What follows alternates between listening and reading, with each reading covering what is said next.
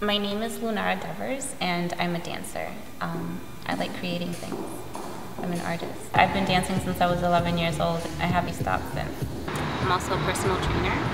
I'm into anything that has to do with health and fitness, eating well, and having a great life.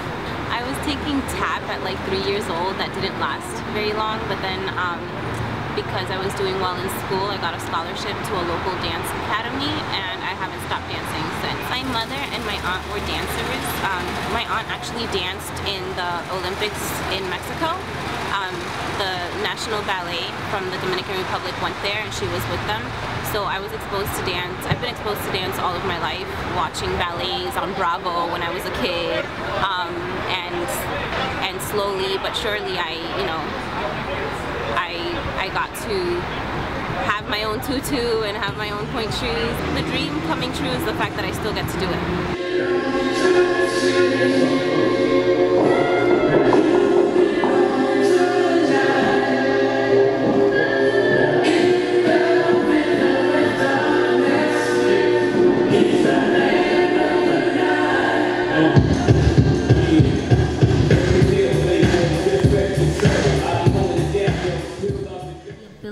To express yourself through dance is the reason I dance. I was never great with words. I was never great at expressing what I was thinking, you know, whether I was upset, and sometimes when I'm happy or I'm excited, you know, people have a hard time believing it. And I'm like, no, really, I'm overwhelmed. But when I'm dancing and, you know, the lights are on and you can't see the audience and you think you're alone, but you're really not. They're all sitting there and you can like hear people breathing, but you're in a whole nother world and you think you're alone, and you can say whatever you want or whatever you need to say, you know. I think everyone has an art form and everyone has a talent. Mine happens to be dance. Other people express themselves through singing or through theater.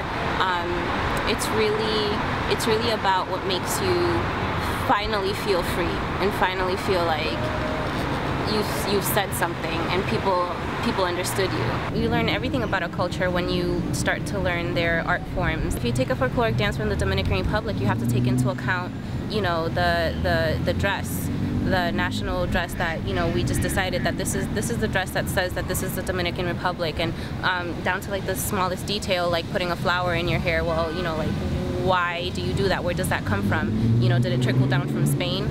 So you learn, you learn so much about a culture through dance.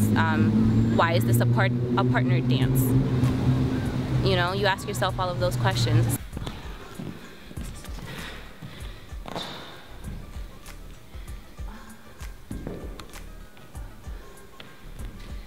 You said, like, how do I feel about dance being like universally embraced? And I'm just like, wait, I feel like dance is like embracing us. Like, these are all things that are like a part of nature that like we are a part of, you know, like exactly how they say that, you know, we don't like live on this earth, we're a part of it, you know, like we're a part of this like ecology, and we're completely screwing it up.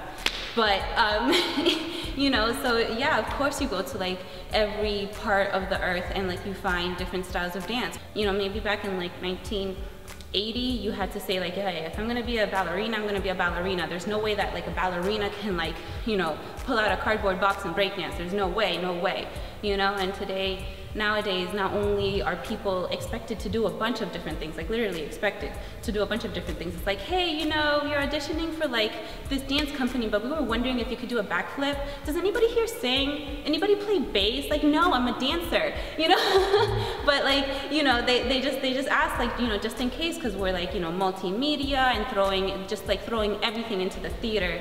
We're just throwing everything into media, and it's cool. I love this. You're like, it's like cold out, but you're sweating. And then you're like, let me get warm before I break something. At this point in time, the way that I feel about like myself, my body, and my life from day to day, it's almost like art is sustaining life, or at least sustaining mine. You know, I know that if I don't dance, I'm gonna ache.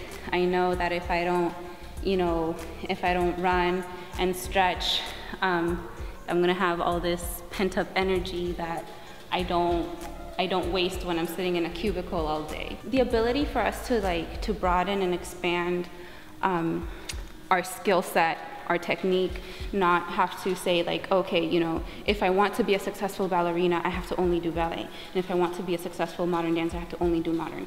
You know, like you can be just like a successful you if you're fortunate enough to ever take a dance class. You're gonna carry it with you forever, whether you decide to be a dancer or not. Day one in dance class, how to stand up straight. You definitely wanna have your core together.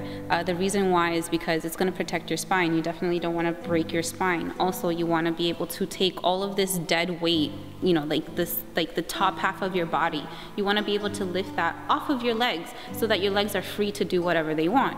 You know, so one of the things that I tell people, there's many like points of reference. For example, your pubic symphysis, is it behind you?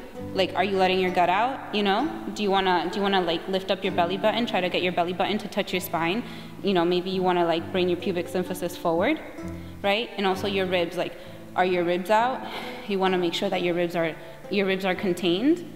And also that you're using the 3/4 of your lungs that are back here.